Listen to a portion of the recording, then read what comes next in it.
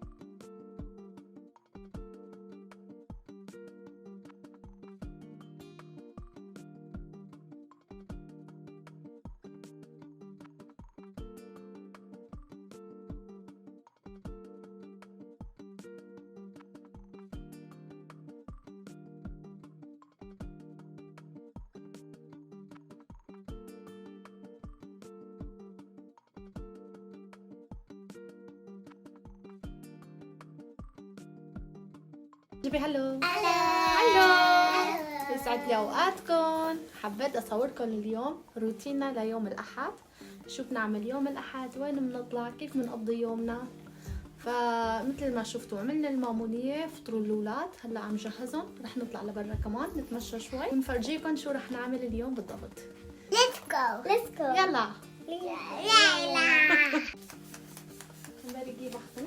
هلا رح بلش اول شيء عم خلى الشعر، لانه هي نوعية شعرها كيرلي كمان. تقم.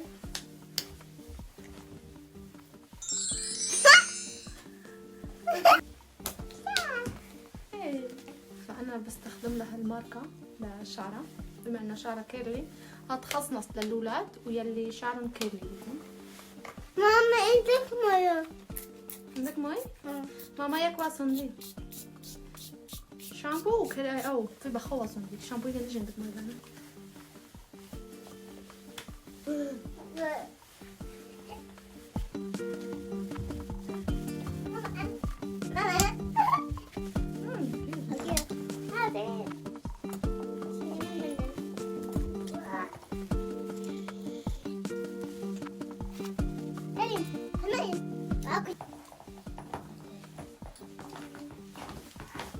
هي ما بدها أي موديل اليوم، عم تقولي عم لي بسرعة.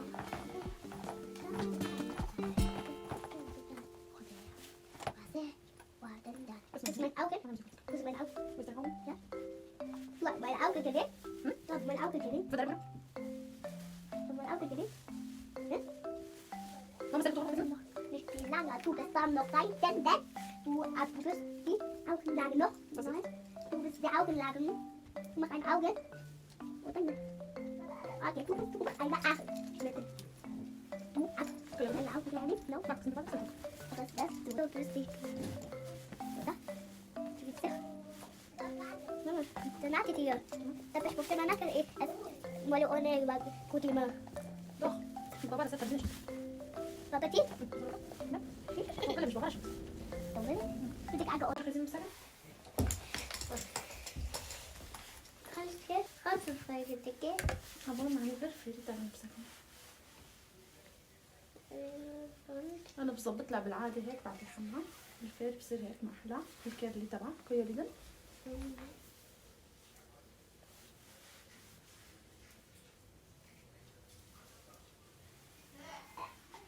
تو بشكل منها. Evito ador ماما بنر. ador ador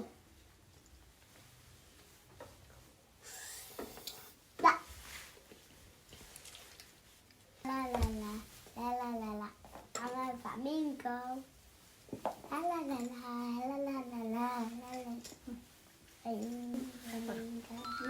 la سو هيك بنكون خلصنا شعراتها لإيدي. تعجبها ماما؟ ليه؟ ها؟ ليه؟ عجبك؟ ليه؟ كانت ماما ربي شوف ما خلص كل؟ Thank you. بدي شي مامي. أخ ده. سلام دوري تمام. ده قسم. واو كم ماما بدين بدارينا كم باش تشيك. كمان؟ كفتلي قسم. لا صار دور للسيلين رح نبلش بشعرها. للسيلين أنا جايبة هاد من عند جوز أختي في عنده البخاخ للشعر وبخلطه مع المي وبظبط لها اياه لأنه مو نفس تبع الماركة هي جبته ما عجبني فكبيته وعبيت محله يعني. ليه ماما مفتي القزمة؟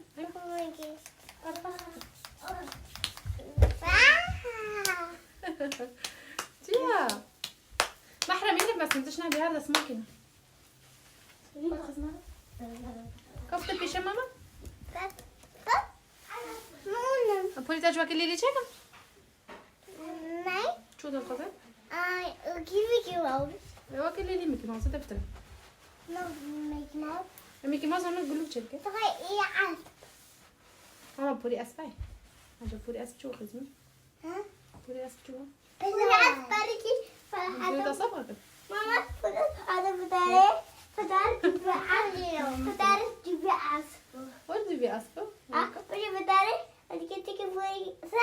Det kan de ikke få i. Og de kan aspe shit det. الله الله Mamma, der er billeder. إيش حبيبي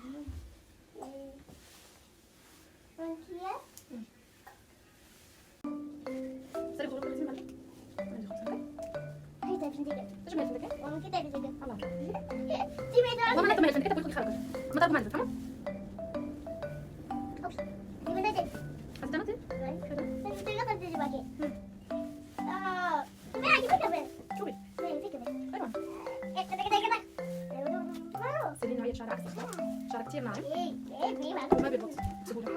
وشات الطيار هو ماما انا كنت بحتاج هو حماية تلفونه تعرفينه؟ حماية شاشة شعبه شعبه تك شعبه تك شعب تك تيجي شعب ايه شعب ده ايه لو عملت خطيك شعبوك ويا او تيجي نوتك هلا خلي خلي المناطق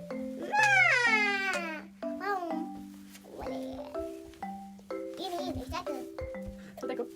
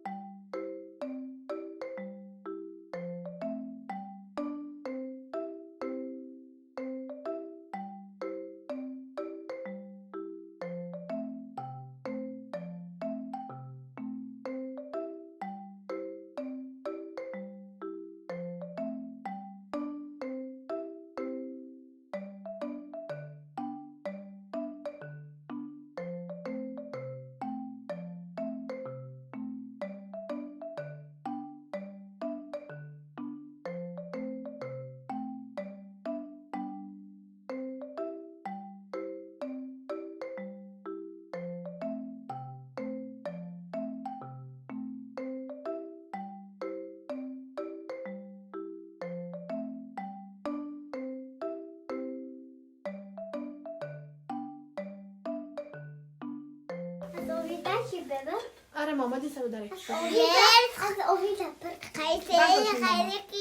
تعجبت حلوة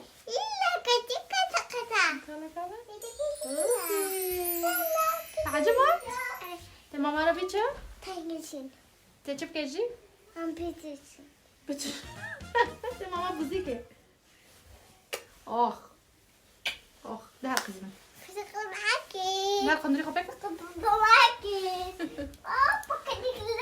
سو هيك خلصت شعراتهم للبنات هلا خلينا نروح نلبس ونطلع عادي ندار قزمتين وبنكمل الفيديو تبعنا برا نبي لايك ورا ايه واشتراك دايما ببيتل يا جوا حظكم ده بوسي بشنن اخ دعم إذا قبل ما نبلش الفيديو تبعنا بتمنى منكم تشتركوا بالقناة وتفعلوا زر الجرس ليوصلكم كل فيديوهات اللي جديدة رح نزلها من هون ورايح واكتبوا لي تعليقات حلوة كمان مثلكم ويلا خلينا نكمل الفيديو سوا ليتس جو لا طلعنا والجو مطر حظنا نحن بنص شهر السابع نهايته عم نقرب كمان فالأجواء لساعتها كأني شتاء لبست الجاكيت فإذا الجو هيك ما في مكان نروح عليه فبدنا نروح ناكل ونرجع على البيت إذا وقف المطر بنتمشى شوي بالمدينة وبنرجع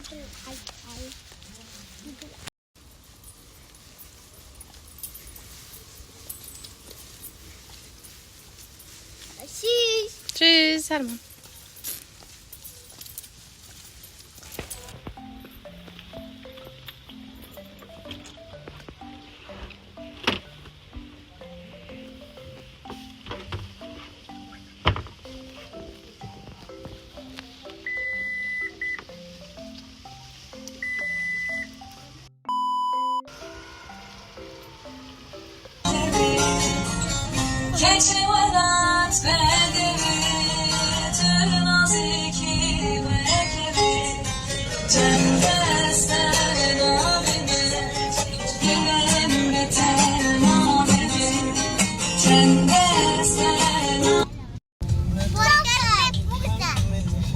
برجر وبوزة دلي ماما برجر نخزة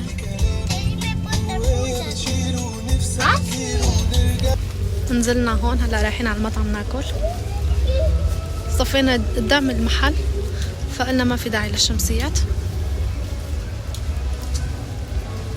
دهرتك افنان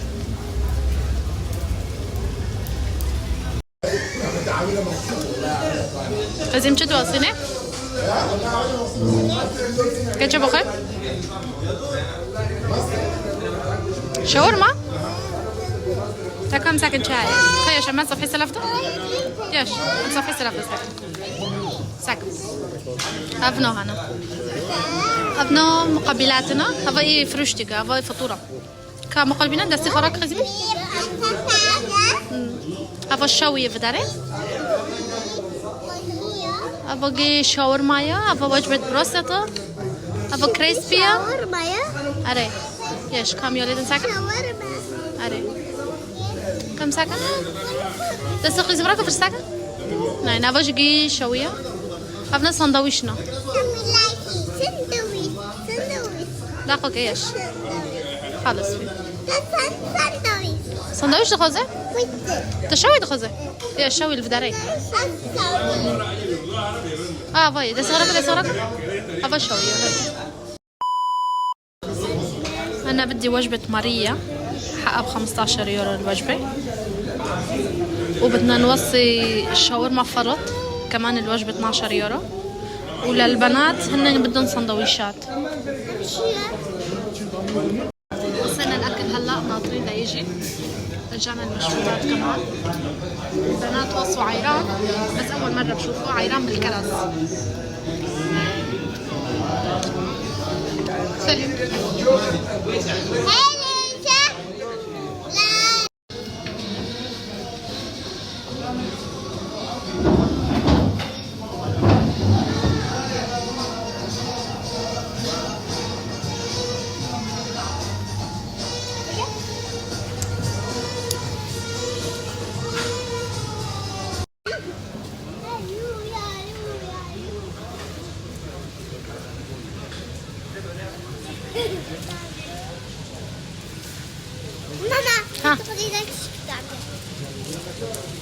وهيك اكلنا وخلصنا وهلا طالعين نتمشى شوي توقف المطر فقلنا نتمشى شوي بناكل بوظه او شي شغله للاولاد وبنكمل طريقنا. ليلي ايش بتاخذ؟ تدارك هناك؟ بوظه بخير بوظه بخير؟ يا ليتس جو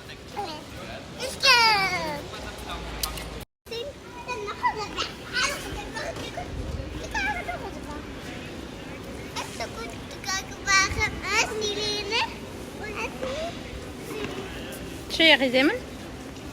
غسيلتك فغسيلك باباك صبونة خيرك؟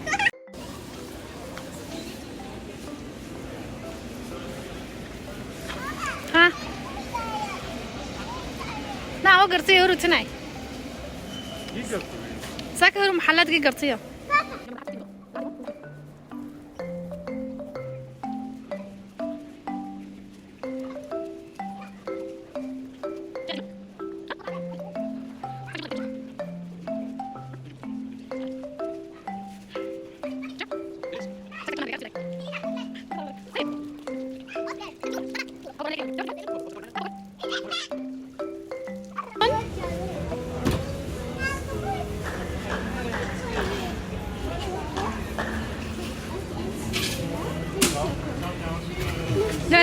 Que jeune est français?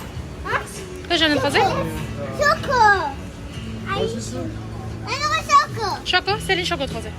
Ein Gurke Schoko, Du Mama. Waffel. Ja. هذه خد سيترونة بابا. Zitrone. Ja.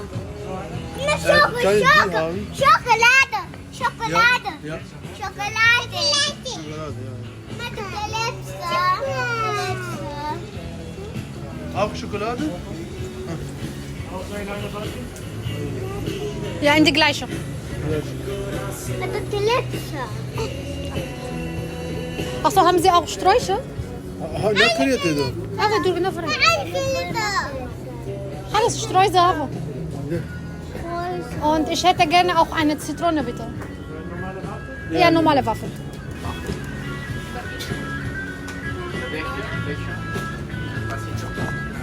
Ah ja. Dankeschön.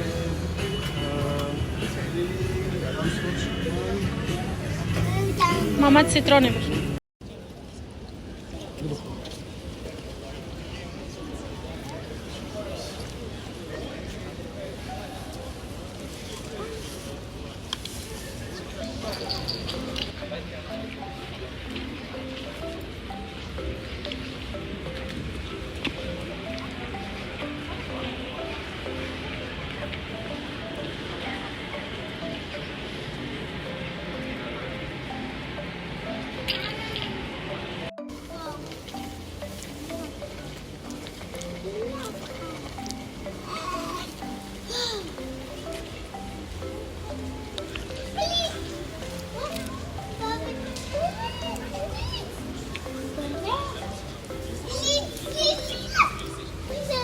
تشيعوا ماما؟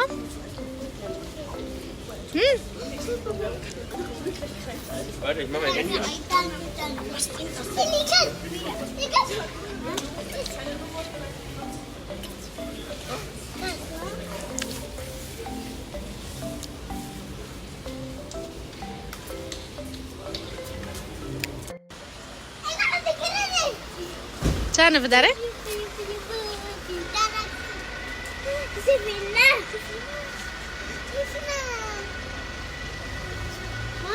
ها نجي ماكينة نو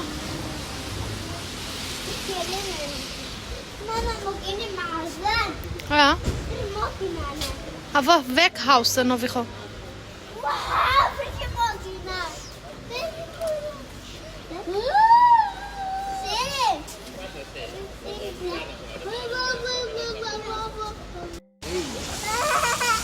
شوفوا اغراض الموجود بهالمحل كتير حلوين بس بنفس الوقت كتير غالي كمان. شوفوا هالضو هاي لحالها حقها 879 يورو بس هالضو اللي هيك هذا اللي هيك جاي حقها تقريبا 900.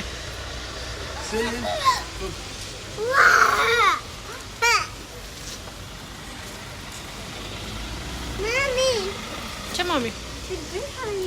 حلوة بس بربو هايجي ماما. ها؟ غزالة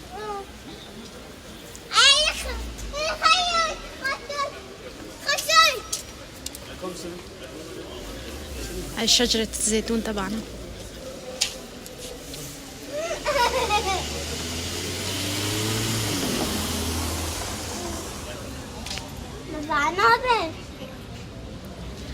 شوفوا شو حلو هالطاولة هيك شكلها كتير حلو موديلها.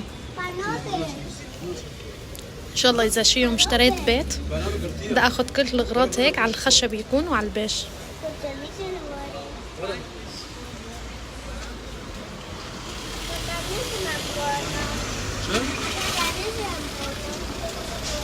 الا بدها يعني اصورها هون عند الغزالة. شوفوا تجيز مفكرين عم صورن دقيقة كياش.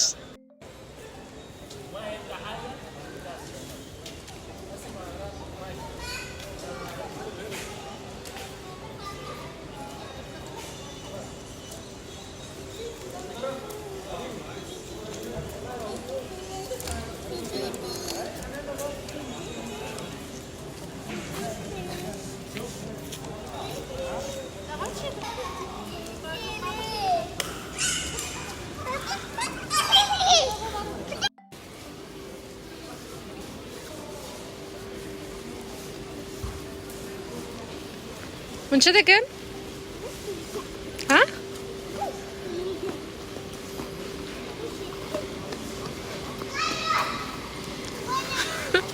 يواش مام؟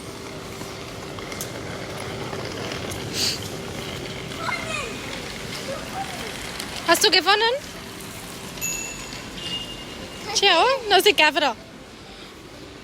أكلوا بوظة معبين حالهم كلها شوكولا بس بدها يقعدوا هون كمان. جيب ورانا دي وقتنا ماني اللي نقزمن.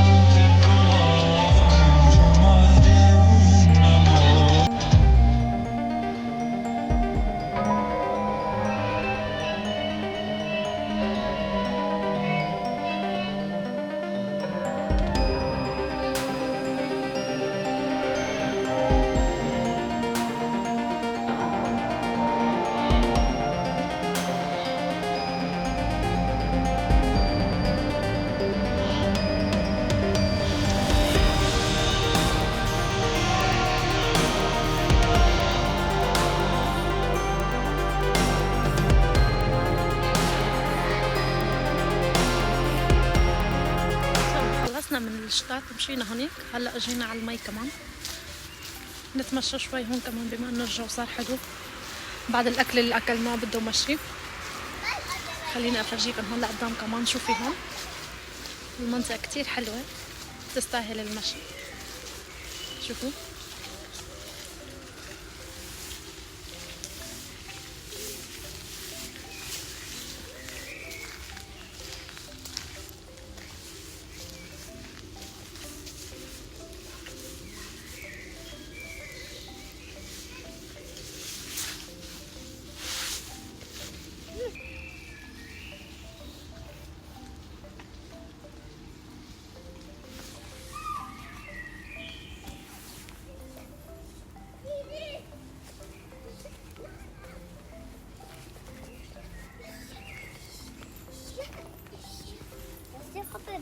ناي تدي جوار رجع اللي ساكورة مساكن هافوتشيا تشتغل في داردك فقمي شيا سنة أورا تادي هافوتشيا أورا ساكا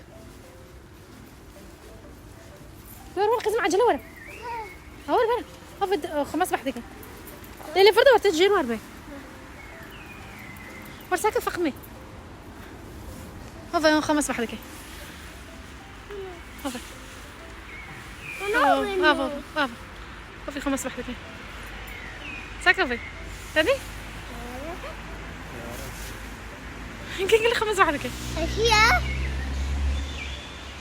قال لي 5 بحدك هي فخمة بكل مجيشيا فخمة ساكا خد شو مصر بحدك كان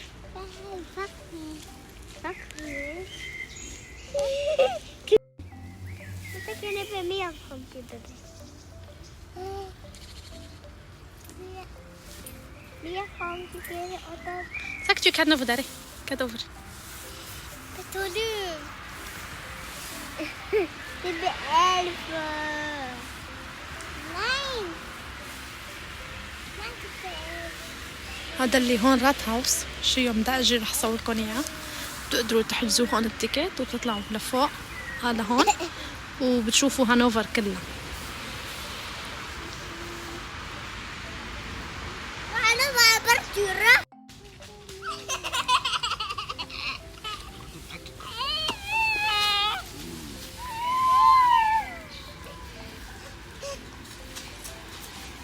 من كذا كان هجومك بقرا سلي قدي فرتورته هرتجي اسالي ربي هرتجي هجوم كده دارب يلا هجوم دور ياك دوس ولا مش هجوم كده دي ليش هجوم كده لا هجوم كده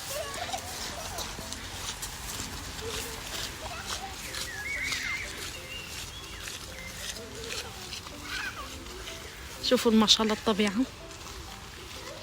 الجو خرافي باطل المطر ريحة العشب والتراب جاي. هو بالعادة امي بتقول ما بصير احكي هيك بتقول حرام تقولي انه ريحة التراب حلوة.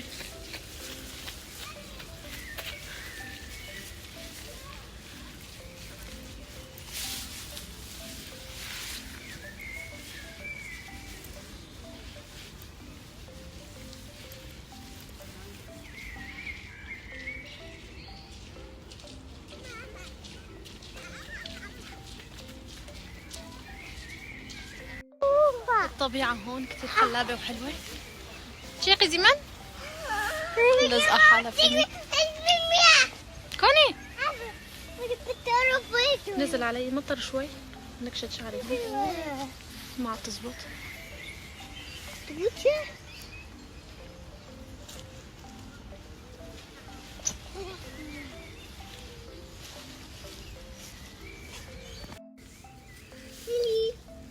هدول مخبين حالهم على اساس عم يلعبوا هون.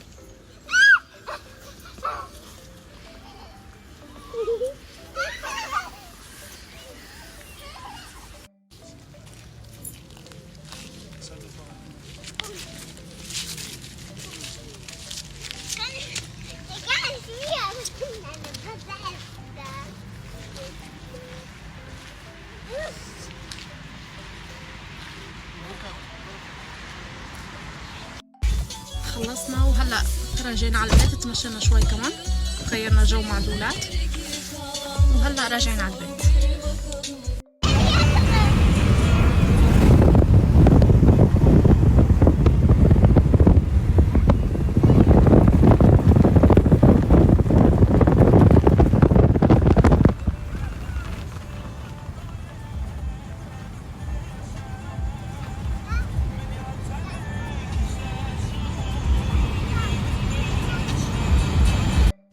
وهيك رجعنا على البيت، غيرنا ثياب الأولاد، نظفوا اسنانهم، وانا بدلت ثيابي كمان، هن هلا بالفرشة والتاني هون.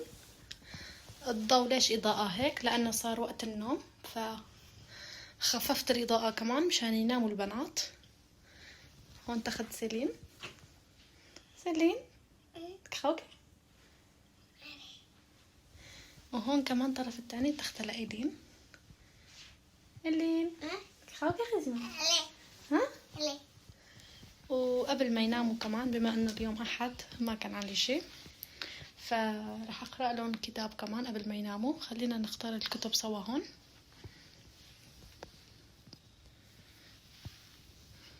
في هدون وهدون. انا بدي اقرأ لهم كتاب. هاي Ich bin stark, ich sag laut nein. معنى الكتاب انه انا قوية، بقدر بصوت عالي اقول لا. فرح اقرأ لهم هاي. ويلا هلا اجيت على المطبخ، بدي اجهز اكل البنات. جهزت كل شي ورتبت هون مشان ما يطول الفيديو، وانا خلص ما عاد فيني حيل كمان، لازم انام. بكره رح ابلش الدوام. على اساس كنت اضبط الزراعات اللي هون بس ما قدرت، فرح جهز اكل البنات بس، والزراعات ان شاء الله بكره رح اضبطها، بس بحطها مع غير فيديو مشان افرجيكم اياه شلون بدي اضبطها وهيك. فخليني هلا ابلش بتجهيز اكل البنات. انا بالعاده بجهزهم دوم بالليل مشان افيق الصبح يكون الاكل جاهز وخالص مشان ما اتلبك. فهون عنا 2 جبنة كيري رح احط لهم، البنات بحبوها كتير. عندي هون تمر رح احط لهم كمان، كل وحدة 3.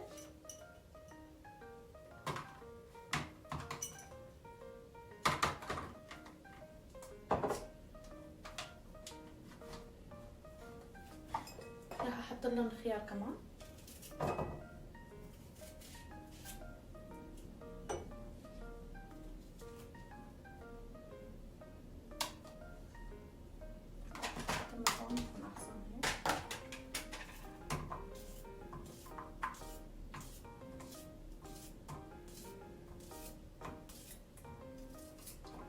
البنات ناموا من غير شر، الله يحميهم ويحمي جميع الأولاد كمان يا رب. خلي لكم أولادكم، عن جد ما له سهل أبدا مع الدراسة والأولاد وبيت وشغل وكله، فما في شي سهل وبيجي لحاله. وخاصة عم بعمل فيديوهات كمان.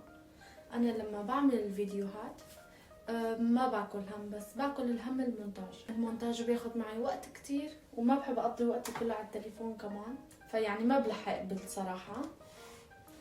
فعم حاول شوي شوي اضبط لكم الفيديوهات وانزلهم، ما رح يكونوا كلهم ورا بعض مثلا يوميا. فعم حاول بالاسبوع اقل شيء فيديوهين اصور وانزل لكم اياه. بشكر كل شخص جديد فايت على قناتنا ومشترك بالقناة وعم يتابعنا ويكتب تعليقات حلوة. في كتير عالم عم يكتبوا لي كمان، بنبسط بهيك تعليقات.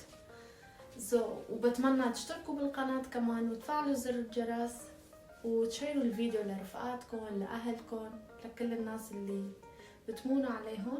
يشتركوا بالقناة ويكتبوا تعليقات كمان ليرتفع القناة أكتر، لأنه عن جد قناتي الأول كان فيها مشاهدات أكتر من هاي، بس مع الأسف تسكر هداك القناة وصار فيها مشكلة، وحدا كان عمل إبلاغ عليه وما بعرف شو، فسكروا لي القناة فجأة من دون سابق إنذار أو من دون أي رسالة يكتبوا لي إياها، فتسكر هداك القناة.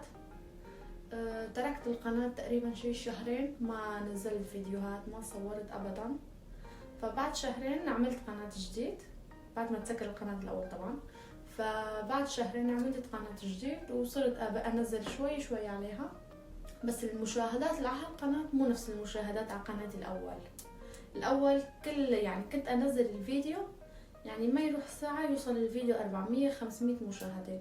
بس هلا الفيديو بنزله يعني بروح اسبوع اسبوعين ما بيطلع عليه مشاهدة 200 بس. مشتركين بالقناة بس تفاعل ما في، يعني ما في مشاهدات وهيك شغلات. فلهيك رح كون كتير مشكورة وممنونة منكم إذا تشيروا الفيديو لرفقاتكم ليشتركوا هنن كمان، وكل حدا بشوف هالفيديو يشترك بالقناة ويفعل زر الجرس ليوصلكم كل الفيديوهات الجديدة رح أنزلها، وتكتبوا لي تعليقات حلوة مثلكم كمان. فالصو هون جهزت الأكل البنات، حطيت جبنة تمر وخيار، وهون رح أحط لهم شوية مرتديلا، بناتي بحبوا المرتديلا كمان.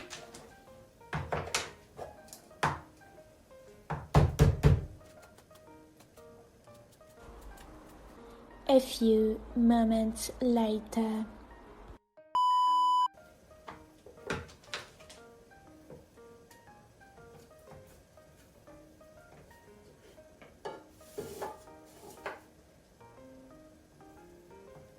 المرتديلا انا بجيب لهم اياه منكه بالزيتون او بالخضار كمان، ما رح احط كتير لانه ما بحب المرتديلا انا شخصيا، بس بناتي بحبوها طالعين لابوهم فراح احط لهم شوي هون.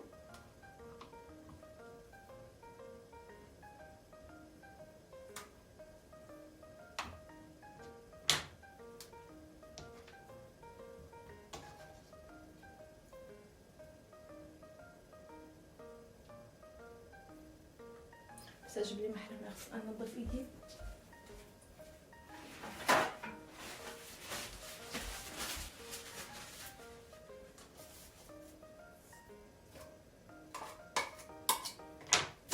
هون جهزت انا جايبه هاي العلبه هون كتير حلوه مرتبه، فبيكون فيها للتغليف الاكل. شوفوا هيك بيجي شكله ديريكت، يعني بسحبها من هون وفورا هيك بفتحها وبغطي الاكل فيها. كتير مريحه وعمليه بنفس الوقت. انا جبته على لون الجردوني على الفضي مشان يلبق لمطبخي كمان يكون نفس اللون، ما يصير عجقه، ما بحب الالوان الزايده. هون خلصنا، جهزنا المرتديلا كمان. عندي هون هالخبز بناتي بحبوها كتير،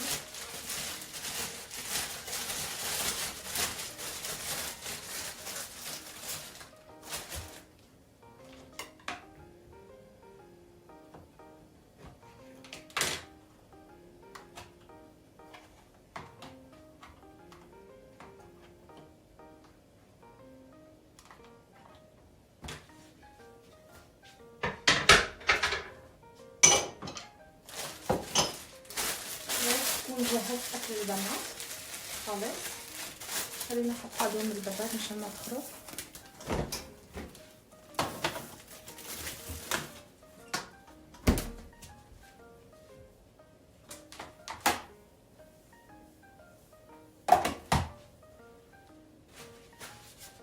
خليني افرجيكم شلون جهزت الاكل.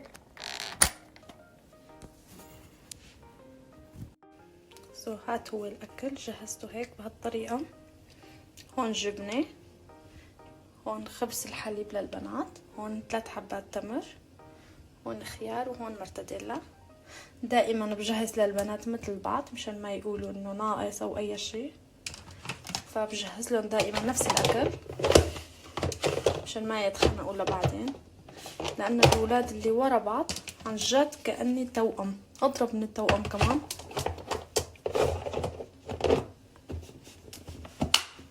هيك العلب صاروا جاهزين كمان. بنصحكم لكم كمان جهزوا الاكل دائما بالليل مشان تفيقوا الصبح يكون اكل جاهز. بس ديريكت بتجهزوا الاولاد وبتحطوا الاكل بالشنطه ديريكت. حتى الثياب كمان بجهزهم بالليل، شو بدي بصير لبكره. فاليوم مالي حيل ابدا، ما لحقت اظبط شي لإلي كمان، فبحاول بكره اشتري لي شغله من برا او اخذ البنات على الروضه وارجع اعمل لي شغله على السريع، لانه بكره دوامي رح اروح متاخره شوي.